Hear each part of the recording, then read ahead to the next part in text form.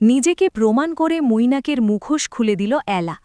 সবার সামনে নিজের ভুল বুঝতে পেরে এলাকে কাছে টেনে নিল গোরা।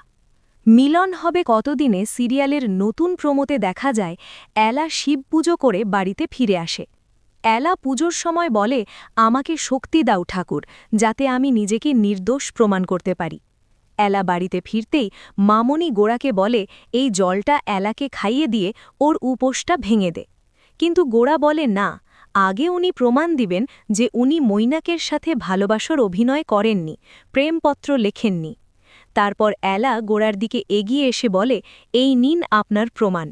আর উপর দিকে অনেকগুলো চিঠি ছুঁড়ে মারে। একটা চিঠির কাগজ ধরে গোরা দেখে আর বলে, এটা তো এলার হাতের লেখা নয়। ঠিক তখনই ঐশী বলে, এটা তো আমার হাতের লেখা।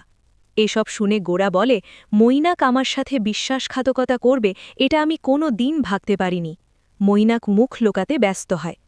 এরপর এলা চুপচাপ ঘরের দিকে চলে যেতে চায়, তখন মাখা ঘুরে পড়ে যায় আর গোরা এলাকে ধরে মামনির হাত থেকে জল নিয়ে এলাকে খাইয়ে দেয়।